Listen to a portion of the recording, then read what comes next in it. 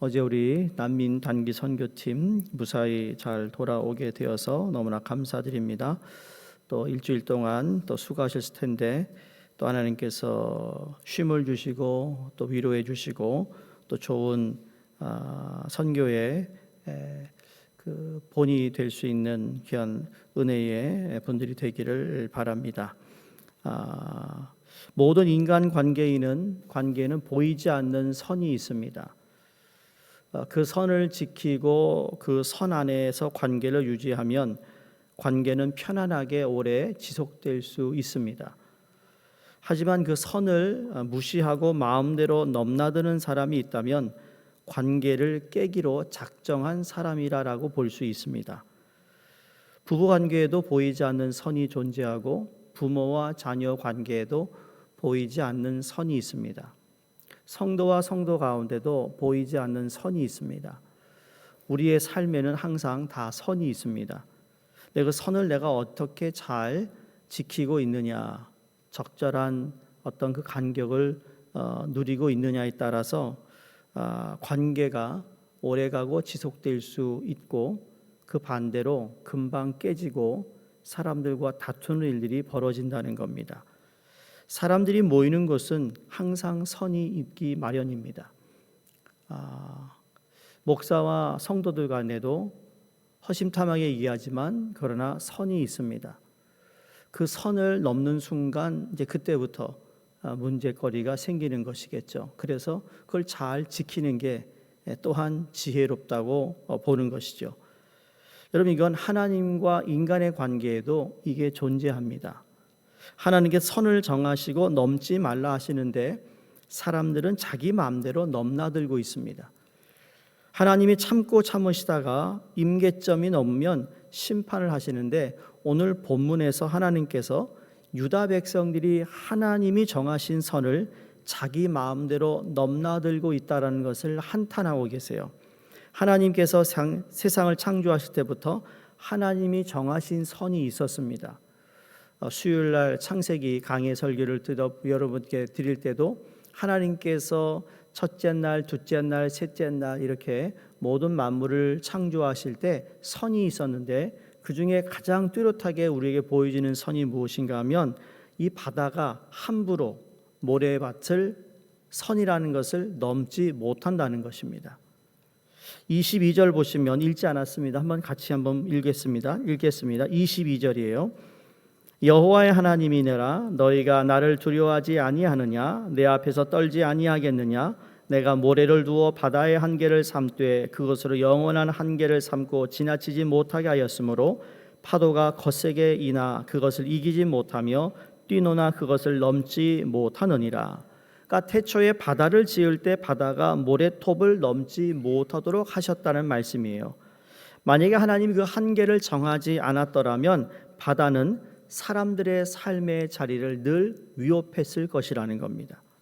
그러니까 하나님이 창조의 섭리 가운데 선을 정하셨기 때문에 인류는 자연으로부터 생명을 보장받을 수 있었던 겁니다. 이게 선이라는 거죠. 그러므로 지혜로운 사람들은 하나님이 창조하신 자연을 보고 하나님의 뜻과 의도를 깨달아야 한다는 것이죠. 하지만 미련하게도 유다 백성들은 깨닫지 못했다라는 것이 문제입니다. 자, 방금 읽었던 22절 다음 23절을 보시면 그러나 그렇게 하나님께서 지어놓은 선이 있는데 너희 백성은 배반하며 반역하는 마음이 있어서 이미 배반하고 갔으며 마음만 있는 것이 아니라 그걸 행동으로 옮겨서 이제 배반의 선을 넘었다라는 거죠. 이제 너와 나와의 관계가 지금 큰 문제가 생겼다라는 것을 말씀합니다. 유다 백성들이 하나님을 배반하고 돌아섰습니다. 그들은 하나님이 정하신 선을 넘었고 배반했고 그리고 돌아서 버렸습니다. 자, 이 세 가지 다 우리가 선을 넘으면 여러분 배반할 수 있고요. 돌아설 수 있는 가능성이 있다라는 거예요. 우리가 죄를 지을 때 생각과 마음이 죄를 짓게 되면 우리는 그거를 실행할 수밖에 없는 연약한 존재라는 것. 그래서 어떤 선을 넘게 되면 그 사람을 배반할 수 있는 가능성이 높아지고 그리고 그 다음에 돌아선다는 거예요. 배반한 자는 또 배반해요. 알고 있는 이야기죠. 엄연히 이야기하면 하나님께서 이스라엘 백성들을 위해 하신 모든 것을 그들은 그 선을 지키지 못했다라는 결론입니다. 중국 춘추 시대에 있었던 일이라고 합니다.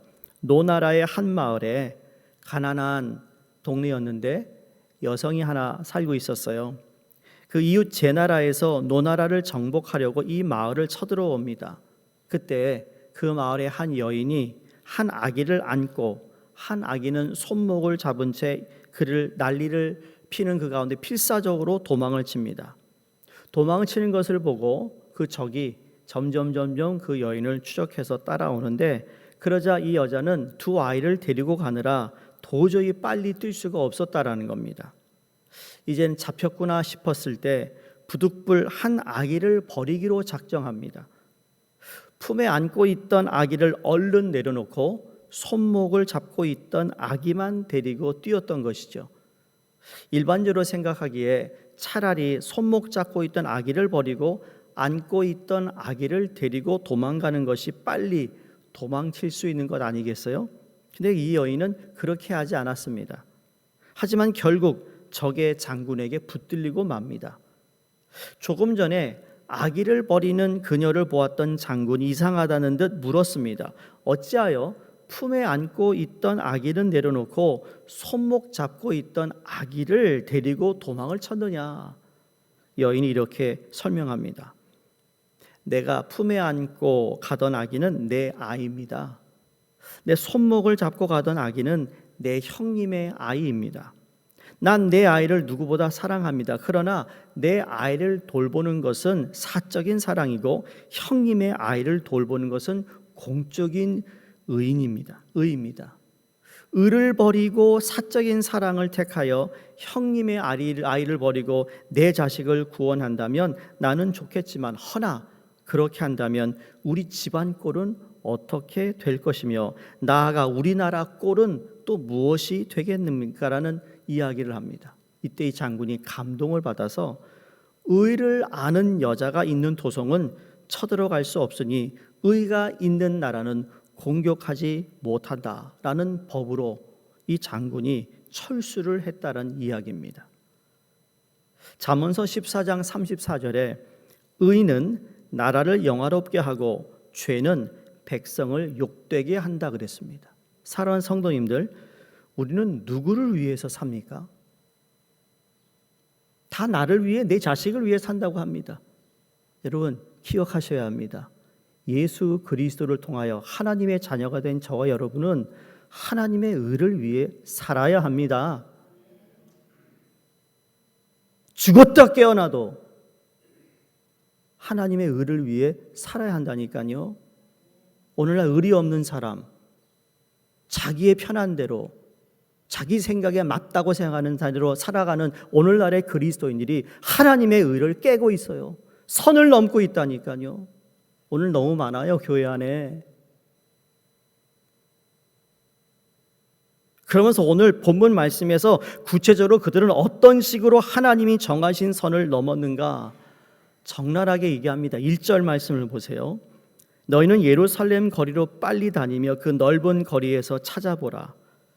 그리고 너희가 만일 정의를 행하며 진리를 구하는 자를 한 사람이라도 찾으면 내가 이 성읍을 용서하리라. 결국은 뭐예요? 그 의인 한 사람이 없어서 이 성읍이 멸망합니다. 성경은 항상 대다수를 찾지 않았습니다. 그 한 사람이에요. 소돔과 고모라를 멸망시켜도 의인 한 사람이 없어서 소돔과 고모라가 멸망을 당했어요. 여러분, 이 뉴욕이 의인 한 사람 있으면 하나님의 뉴욕을 멸망하지 않을 수도 있습니다. 그 의인이 저와 여러분이 돼야 된다는 거예요. 세상이 아무리 혼탁해도요, 의인이 살아 있다라는 거죠. 예레미야 당시 예루살렘 성에는 정의와 진실을 구하거나 행하는 자가 한 사람도 없었어요. 정의와 진실은 이웃에 대한 덕목인데 하나님께서 이스라엘을 출애굽시키실 때 시내산 아래서 율법을 주셨잖아요. 하나님 주신 율법은 십계명이었는데 그것은 두 돌판에 기록되어 있었습니다. 첫 번째 돌판은 하나님에 대한 계명이었고 두 번째 돌판은 이웃에 관한 내용입니다. 그러므로 율법의 정신이 뭐냐? 하나님의 사랑과 이웃 사랑이었어요. 하나님께서 예루살렘 성 안에 정의와 진실을 가진 사람을 한 사람도 찾을 수 없다고 한탄하신 것은 그들이 두 번째 돌판의 정신을 잃어버린 것을 탄식하고 있었던 것이죠. 7절 말씀에 내가 어찌 너를 용서하겠느냐, 내 자녀가 나를 버리고 신이 아닌 것들로 맹세하였으며 내가 그들을 배불리 먹인즉 그들이 간음하며 창기의 집에 허다히 모이며. 이들은 십계명의 첫 번째 돌판 즉 하나님에 대한 계명도 어겼지만 우상을 만들고 우상을 무릎 꿇고 섬기는 자들을 하나님 용서할 수 없다고 말씀하십니다. 하나님께서 이스라엘 백성들과 언약을 맺으실 때 정하신 금기의 선은 하나님을 사랑하고 이웃을 사랑하는 거였어요. 성도님, 하나님 사랑하시죠? 그럼 이웃도 사랑하셔야 돼요. 하나님을 사랑하면 이웃 사랑 안 한다? 가짜라는 거죠. 아니라는 거예요. 더러는 사람들과 관계는 잘해요. 먹는데 모이는데 잘해요. 근데 하나님께 예배드리는 거 게을리한다? 이거 가짜예요. 자, 적나라하게 얘기하지만 가짜라니까.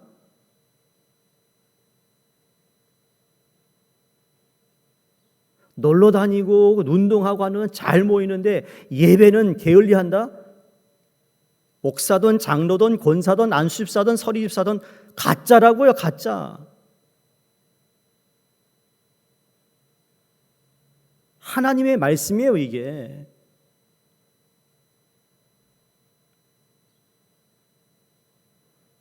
끊임없이 하나님을 시험합니다. 유다 백성들이 우상을 섬겼고 하나님을 사랑을 버렸어요. 이웃에게 정의와 진실을 상실한 채로 살았어요. 하나님께서 보실 때 이제는 선을 넘어 심판을 재촉하는 상황이 되었어요. 기도하신 장로님이 오늘 본문 말씀을 읽으신 것 같아요. 그러니까 이 본문 말씀에 하나님의 한탄을 우리에게 함께 기도하며 우리 자신을 돌아봐야 된다는 기도를 하신 거죠. 남 얘기가 아니라는 거예요. 그러나 당시 예레미야를 제외한 거짓 선지자들은 여전히 잘 살고 있습니다. 아무런 문제가 없어요. 백성들에게 거짓 증거를 일삼습니다. 읽지 않았지만 12절을 보시면 그들이 여호와를 인정하지 아니하며 말하기를 여호와께서는 계시지 아니하니 재앙이 우리에게 임하지 아니할 것이 우리가 칼과 기근을 보지 아니할 것이며. 재앙이 우리에게 임하지 않고 칼과 기근이 우리에게 임하지 않아. 이게 거짓 선지자들의 이야기였어요. 당시 예레미야를 제외한 모든 선지자들은 이구동성으로 말하는 내용이었어요. 거짓 평화를 외치고 다녔다니까요. 샬롬의 평화, 진정한 평화는 대가 없이 주어지지 않았어요. 하나님께서 우리에게 평화를 주실 때는 우리가 하나님과의 언약 관계 안에 살고 있을 때 그 평화가 주어지는 거거든요. 즉 하나님이 정하신 선 안에 머물 때 하나님은 평화를 선물로 주시는 줄로 믿습니다. 여러분, 하나님이 그 평화를 주시기 위해 당신의 아들을 십자가에 못 박아 죽게 했어요. 평화를 위해. 우리가 평화를 유지하기 위해서 내가 대가를 지불하는 거 분명히 있는 거라는 거죠. 우리가 지금 살아가는 삶에서 내적 평화를 누리기 위해서는 그리스도 안에 거해야 된다는 사실을 잊지 않으시기를 주 이름으로 부탁드립니다. 출애굽 직전 10번째 재앙을 주실 때 하나님 문설주와 인방에 양의 피를 바르고 그 안에 머물라. 뭐죠? 선을 정해 놓으셨다니까요. 그 선을 넘지 마. 꼭 방 안에 집 안에 있어. 예수의 피 안에 거하라는 거예요. 예수의 피 안에 거해야 사망이 없다. 죽음의 그림자가 너희를 덮치지 못할 것이다. 왜 너의 삶이 이렇게 힘들까? 한번 생각해봐라. 네가 선을 넘어서 네 멋대로 살지 않았니? 그러나 이제는 선 넘지 말고 내가 너에게 분부한 거 아주 단순한 거야. 나를 사랑하고 이웃을 사랑하는 것을 목숨 걸고 해봐. 그럼 내가 너를 지키겠다야. 그렇죠? 쉬운 겁니다. 근데 쉽고 단순한 걸 우리가 제일 못합니다. 사랑하는 성도님들, 우리는 하나님이 정하신 선 안에 살고 있나? 좀 물으시기 바랍니다. 위로는 하나님만 사랑하고 좌우로는 백성들의 손을 잡고 그들의 고통에 함께 동참하고 내가 살아가고 있는가?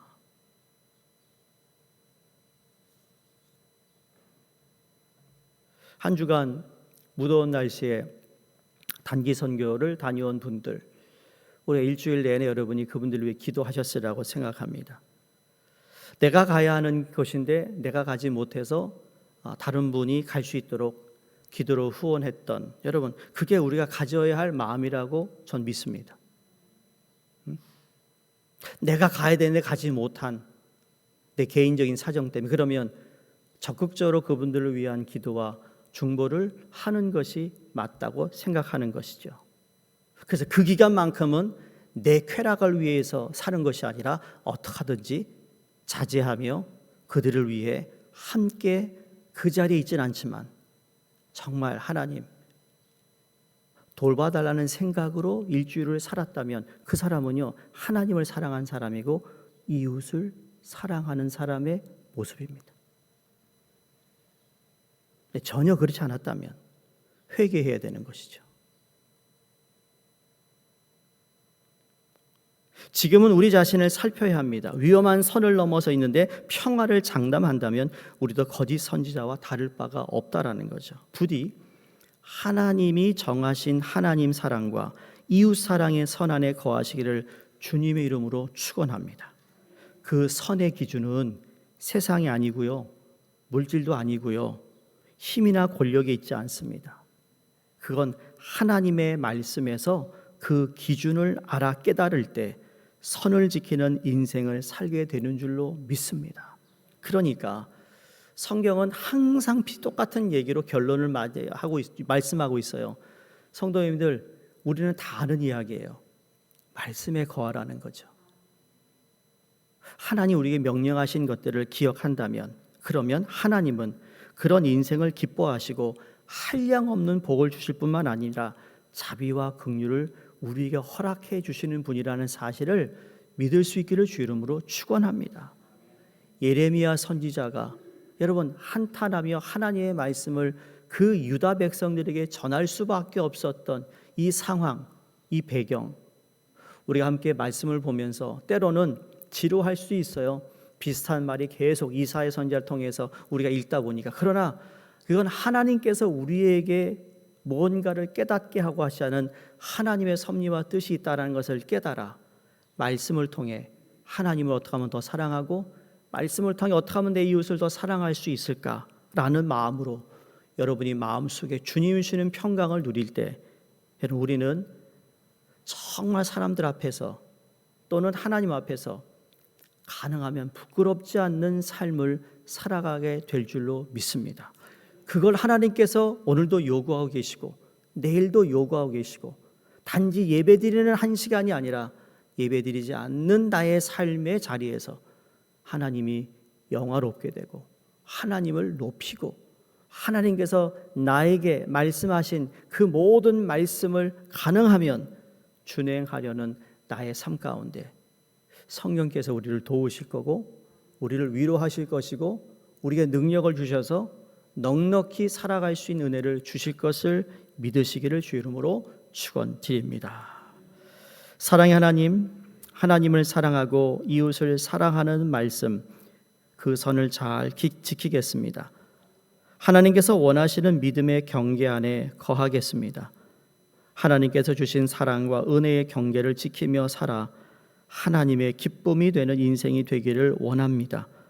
여전히 부족하고 연약한 우리를 붙잡아 주시옵시고 하나님의 말씀 안에 거할 수 있도록 하나님 우리를 인도하여 주시고 성령님 도와 주시옵소서. 예수님 이름으로 기도드리옵나이다. 아멘.